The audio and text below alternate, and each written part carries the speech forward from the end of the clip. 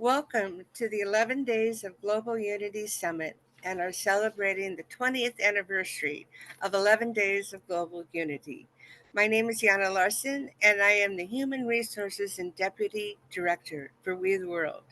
Today, I am very pleased to introduce our own Subrata Banerjee of We the World and his guest, who he will properly introduce for today's special presentation on the theme of human rights, a very complicated and complex topic around the world.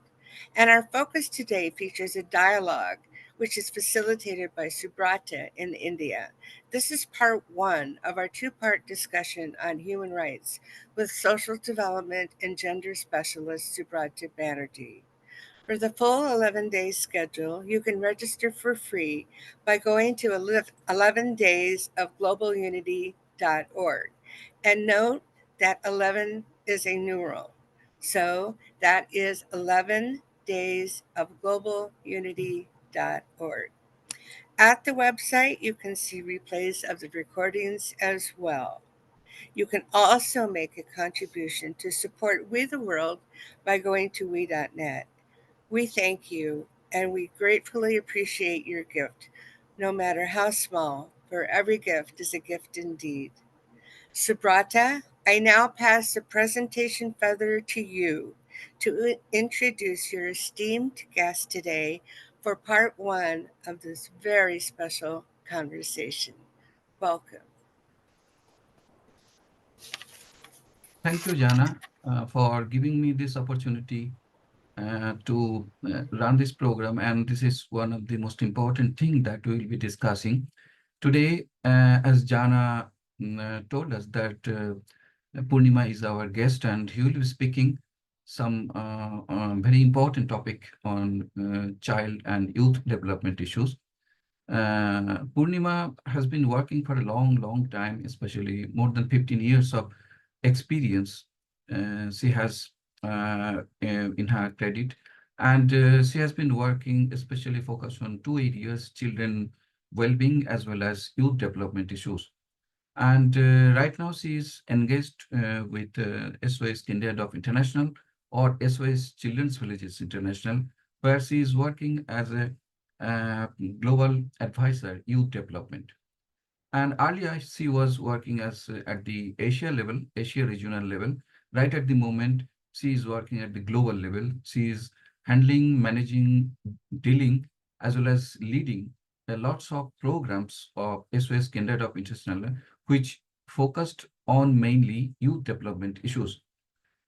Purnima has been very much active, particularly in this kind of program, and she has expertise in program management as well as leadership.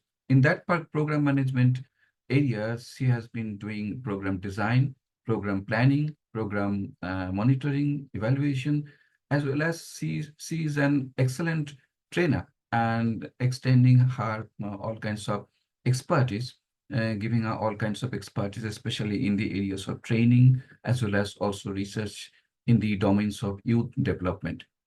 And she has been instrumental in bringing about lots of change in the life of youths, not only in Asia region, but also at the global level across many continents, covering Asia, Africa, Latin America, and many other continents, where SOS projects have been working.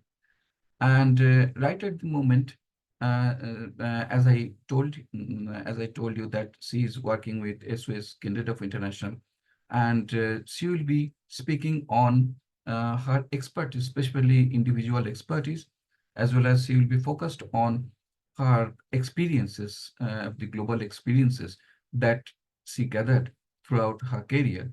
And on these issues, I'll be giving this opportunity to Purnima to say something about youth development as well as youth rights activities that she has been doing for both Asia region as well as other regions of the world, that will help us to understand what kind of critical challenges youths are facing, what kind of issues are there, and how you are doing this, resolving this crisis, addressing this crisis to push the youth development agenda for the better understanding of youth development, as well as for the best interests of the global society at large. So thank you so much. Over to Purnima.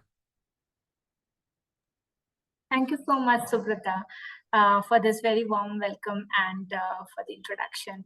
So, a heartfelt good morning, good afternoon, or good evening, wherever you are joining us from. And I'm truly honored to be here today in this discussion about Leave No One Behind, and also about the socio-economic empowerment of young people, especially in the context of human rights, right? So, first of all, I would like to extend my sincere appreciation to Vidiverse in fostering these kind of conversations, right?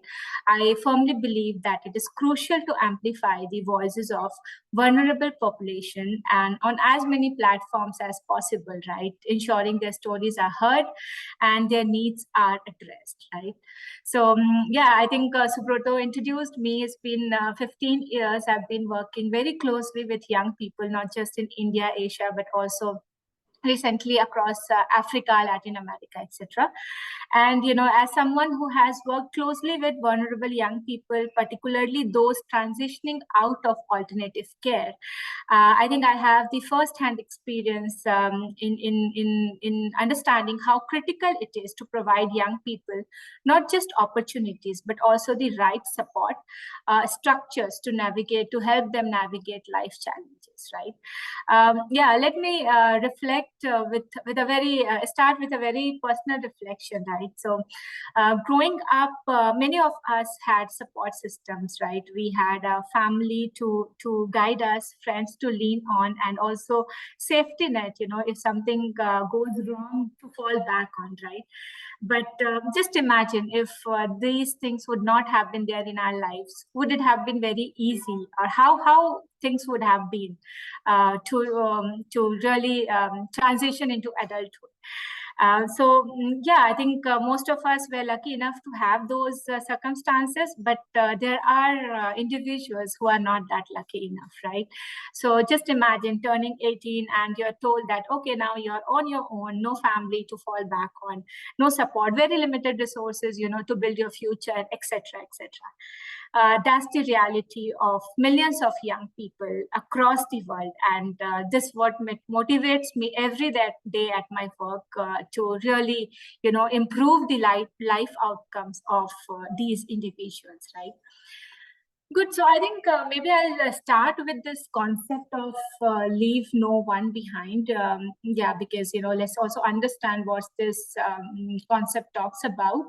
So leave no one behind is at the heart of 2030 agenda, and it's mainstreamed across all sustainable development goals, especially SDG 10, which talks exclusively about reduced inequalities. So the goal emphasizes the needs for policies, that empowers and promotes the socio-economic and political inclusion of all, regardless of their age, gender, um, disability, race, ethnicity, origin, or any economic background, right? So that's the overall goal of Leave No One Behind. For me, Leave No One Behind. So I anchor a project, living care project and we have this tagline, Leave No Youth Behind, for following the same concept. So we are trying to, we are advocating strongly that this set of young people who have a very different life experience than normal families, they should not be left alone, and they should be included in every whatever discussion, policy making, everywhere where their life really matters, right?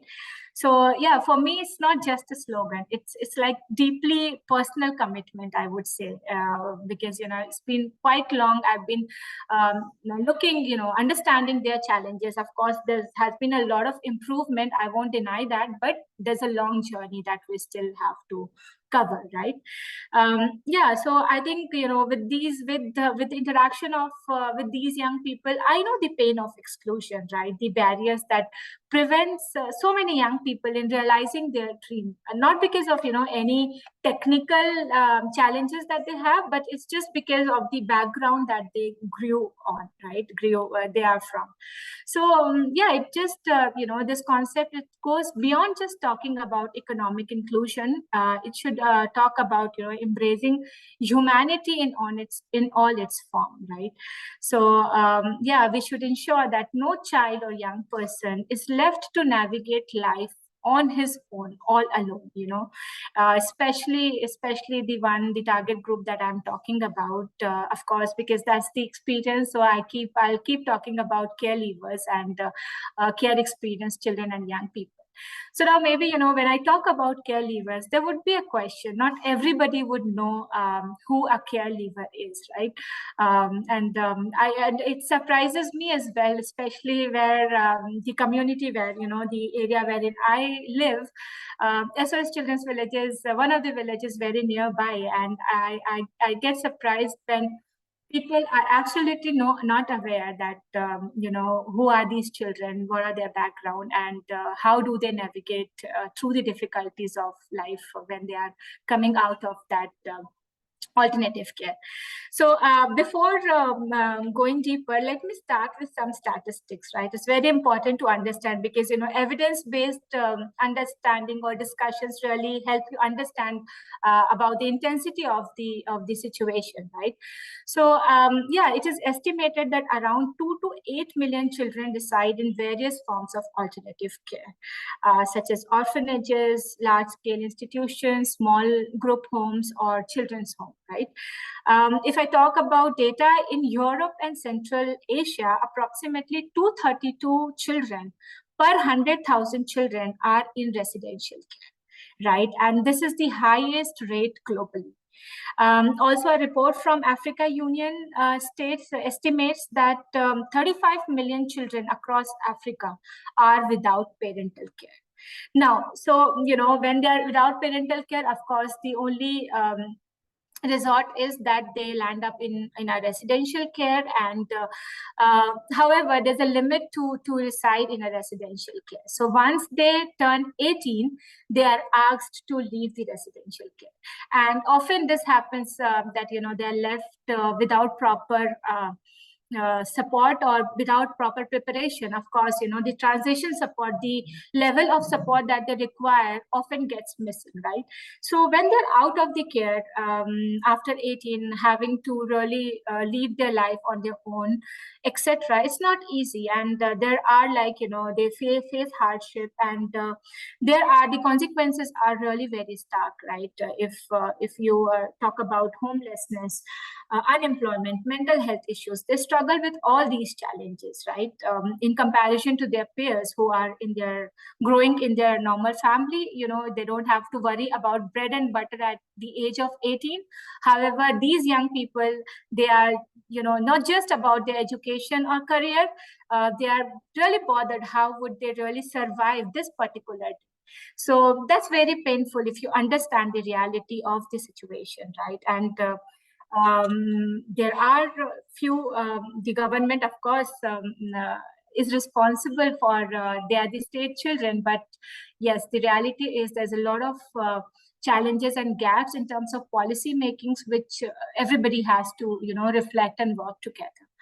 As I was saying, that after 18, they are out of the care. Now, let's also look on some of the statistics of these care leavers.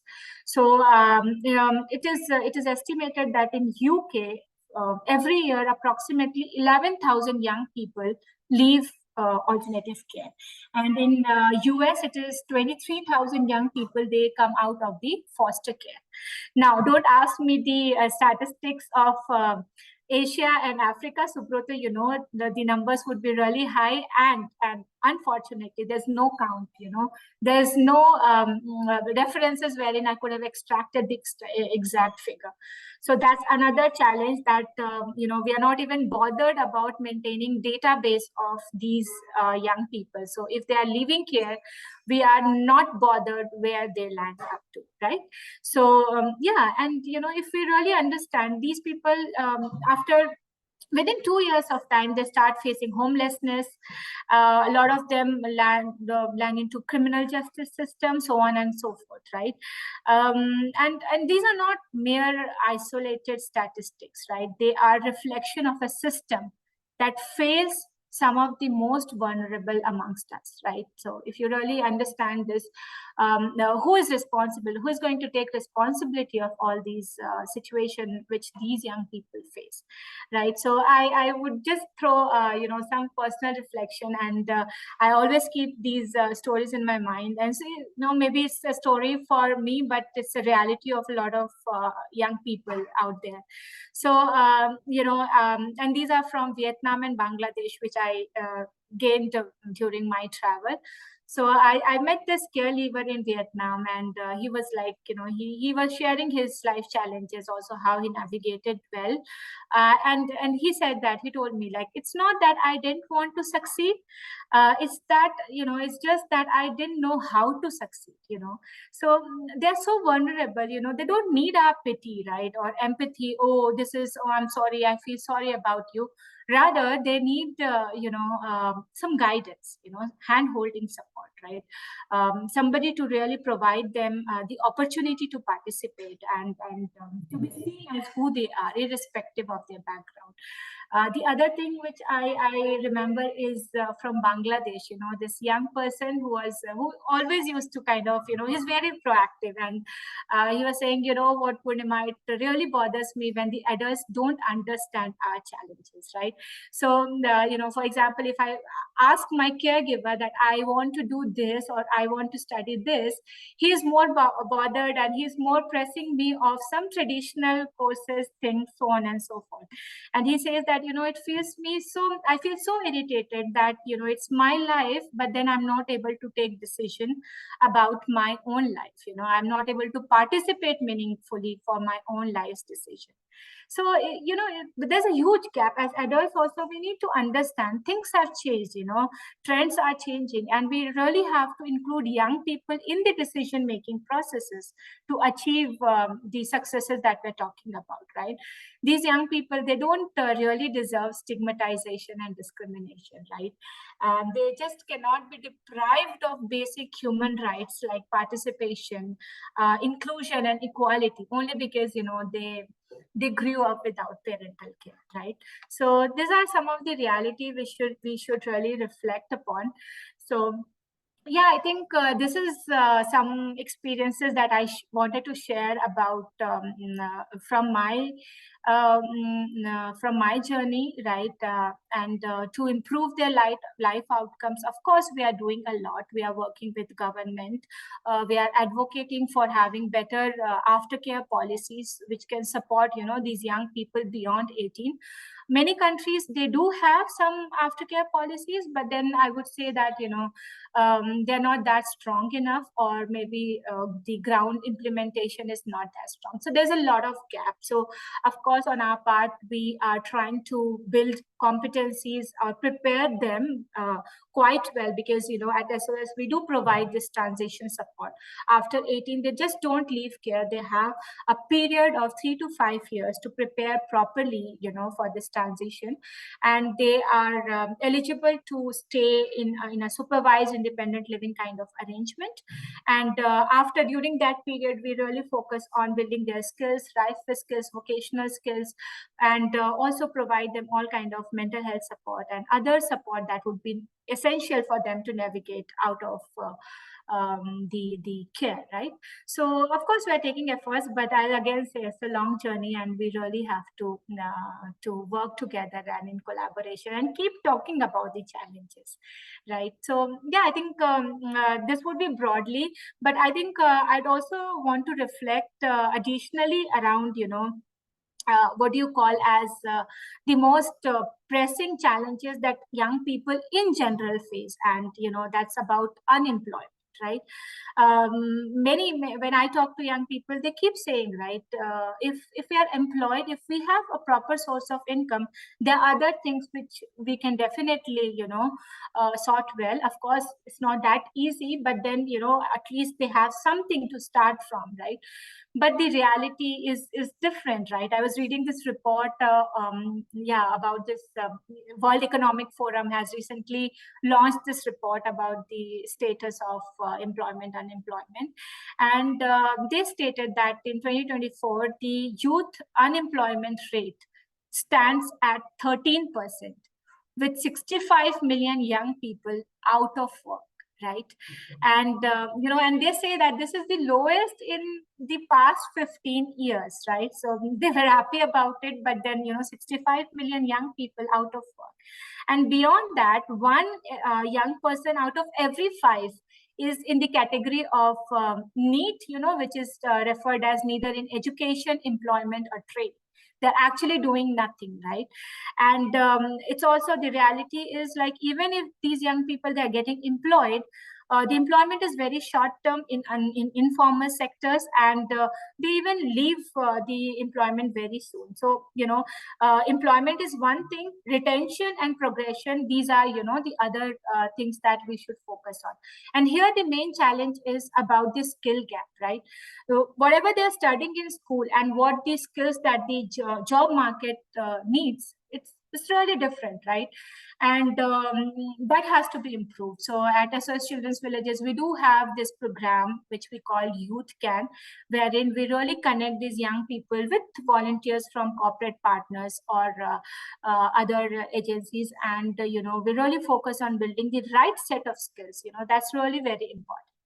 So yeah, these are, of course, could be just numbers for us, but then behind every number is a young person who is struggling in a way in this world, to really make his existence. And many a times, the doors are even shut before the person even knocks at the door. So I think, yeah, the young people, they are anxious about finding a job, and there are solutions to it, right? We should really help in improving their skills, but also we should also think about having an inclusive policies, which can really support them and help them navigate these challenges, right? So yeah, I would say, like, whether young person is in alternative care or in conflict zone or wherever, they should be given equal opportunities. We know the realities in Palestine, Sudan, Ukraine, right? Now these young people, they're not just losing homes and families, they're losing hopes, right? Just imagine being in this conflict zone, and education, leave apart education, which are basic human rights. You are just thinking about surviving, right? These have become far felt dream that even if that is possible or not. So yeah, I think these were some of my points which I really wanted to share on this platform. But as we move forward in this conversation today, I want to leave you with a challenge. Think about the young people in your communities who might be struggling in silence. How can we collectively ensure they are not left behind? Whether it is through inclusive policy making, providing mental health support, or simply giving them a voice at the decision making table, right? We all have a role to play. And let's identify what role we can play, and yeah, accordingly support this huge community, who can be, which really needs a better understanding, a different understanding altogether with all these changing trends. So yeah, I think let's extend our support to every young person who dares to dream, and also to those who may not yet believe, it is possible. So I feel that together we can, no matter the background, caste, or religion, or gender, I think together, if we collectivize, we can really support everyone, and we can ensure that no young people or nobody is left behind. So yeah, thank you, Subrata. I think I made my point, and I'll be happy to discuss further. Uh, Thank you very much, Purnima, for the excellent presentation about you have defined, explained, analyzed everything that what kind of challenges youths are facing, and what are the issues, what are the ways that you are dealing with them, and what are the policies government are taking, and still a large number of youths out of the coverage of service area. So this is very, very critical situation at the moment, when you also mentioned one critical moments of history in which we are stand alone with the youth, where many of the regions of the world, especially children as well as youths, are facing critical challenges of their life, especially in the countries where conflict, violence, and many other challenges they are facing. Even in some countries, children and youths are being used in the army by many terrorist groups. So this is one of the very problematic area that we are focusing on and working together. And we, as a platform, you shared your experiences, and we extend heartfelt thanks to you. Only one thing I have only one question that I want to learn from you. That it's not a question that I just want to enlighten myself, and it will be helpful also for we to understand what kind of situations are there. As you mentioned in your presentation, that public policy is important. Can you tell me one thing, that what is the area that you are working on public policy issues, and how you are in a position to influence the public policy, and what kind of role youth could play in participating in the policy making process of the government, because this is very, very critical and important, because we always ignore and neglect children as well as youth. When the government is making policy, they are not inviting any children, any youth in the table of this decision making process. But this is very, very critical. How do you see this, and how you are ensuring that youths as well as children are participating in the public policy making, and how these are effectively working at the ground level in which you are working? Thank you so much. Thank you so much, Subrata. Yes, thank you for this question. And I was talking about this aftercare policy. So, I think most of us are aware about UNCRC, United Nations Convention on the Rights of. And there are guidelines about on alternative care, and also moving forward to support young people in this transition, right? So of course guidelines are there, right? And we have a lot of stakeholders in implementing those guidelines. SOS is one such stakeholder. I was talking about statistics, right? 2 to 8 million children are in residential care, something. Not all of them are catered by SOS Children's Villages, right? So what happens after 18, they are left alone to navigate in this weird architecture of world, right? So without proper policies to support them, at the state level, they really have to struggle, right? At SOS Children's Villages, I told you we provide this supervised independent living arrangement, which is a transition phase for young people. So the young people growing in our alternative care setting, they don't have to leave care at 18, if until unless it is in their best interest. Otherwise, they do have this support beyond 18 years. But not all young people have. So at the policy level, we are really advocating with the state governments to have aftercare policy, right? Aftercare law policy, whatever, they can define in whatever format that suits to their local needs. And then now, what will this policy cover? This policy will cover additional support to 18 plus young people, these caregivers, so that they have additional support. And there are many countries which have these kind of policies, but as I was talking about, that's not implemented very strongly at ground. Now, when we are doing these kind of advocacy with policymakers, we ensure that we caregivers or young people, they are together with us, right? So in my work, I work with care leavers, and eventually what happened, the care leavers, they started collectivizing themselves. So they have developed care leavers networks themselves.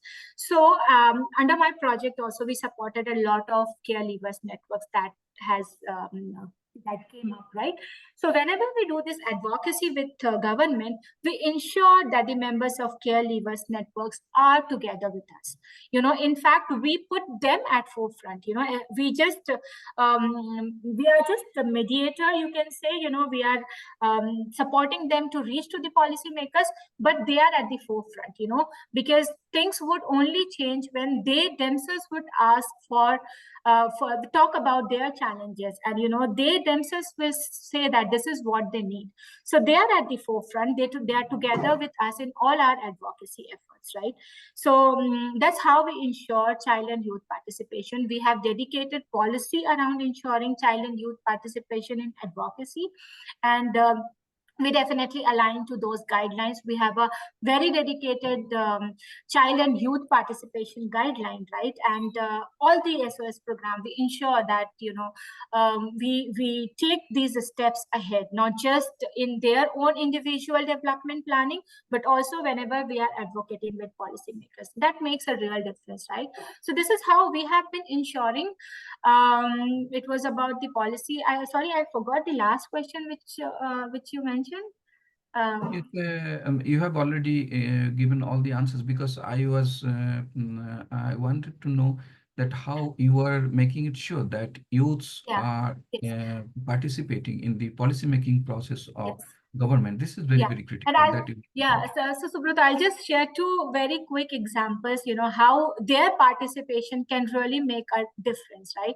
So in Zimbabwe, there is this Zimbabwe care leavers networks. And, these people, when they started going to the policymaker in the parliaments, directly asking questions to these decision makers, right, about the challenges, and the situation is that policymakers, they are not aware that such a thing is happening in their own country. So when they started talking, eventually this happened that Zimbabwe Care Leavers Network is involved in developing aftercare policy in Zimbabwe, right? Similarly, if I come to Asia, Sri Lanka has a network by the name Generation Never Give Up, right? Now, these caregivers, they were facing a lot of challenges with their birth certificate, which nobody understood. They are being discriminated and stigmatized only because children growing up in alternative care has a different format of birth certificate. So now these people, they started advocating with their policymakers. And eventually, recently, there was a very great development wherein the government has accepted a very socially accepted format of birth certificate, which is applicable for all. So in that birth certificate, it's not needed that you have to mention the name of your father, right? Because that's the real challenge, and we'll have to accept because it's not happening to us. That doesn't mean it's not existing, right? And that's where is the gap in terms of our understanding. So when young people, care leavers, they start talking, they start advocating, things do change on ground. And we do have a lot of other examples, but I was just mentioning these two critical yes. ones. Yeah, and you see wonderful changes happening when these people, they come out and talk about voice out their concerns. So yeah, this is how we ensure that they are together with us in all the efforts that we do. And we also ensure that we keep building their capacity, because advocacy is not something which you can go and just talk about, right? You have to do a proper mapping about your stakeholders. Then communication strategies, what are you going to talk behind that? There's a lot of research work to be done. If you're talking about a particular policy, and if you have not researched it properly, there could be questions that the policymaker can also ask. So there's a lot of study that they have to do. So we do guide on all these back-end processes, but the lead is always taken by the care leavers network. And we are really advocating very strongly to have seat at the decision making tables. Youth in governance is a very critical topic, and this could really make change a lot of things. We are talking about leave no one behind. We'll be able to address whether it is SDGs, whether it is all these concepts, if we start opening up and involving them at the decision making table, things would change. So yeah, thanks. Thank you, Purnima, for all these detailed explanations of this, because this is very, very important that youths are participating in the policy making process and you are helping, guiding, and leading this process. This is very, very important. And you have given concrete two examples from Asia as well as Africa. So this help us to understand the situation and the contribution that you are making at the ground level, and how it works, and how it really contributing to the development of a society at the larger scale. So I don't have any question. So I am here to thank you, we, for organizing this kind of presentations from Purnima, and I will hand over this charge to take to Jana, over to Jana for any kind of other discussions on this matter. Thank you so much. Yes. Thank you all so much for the amazing work that you were doing in the world. It's just incredible, and we really appreciate your being here. And thank all of you for watching this and for being a part of the 20th anniversary of 11 Days of Global Unity. Please go to we.net to get involved and even make a contribution if you want. Let's dare to dream. Let's dare to dream. Let's go from a me society to a we society. Namaste. Thank you so much.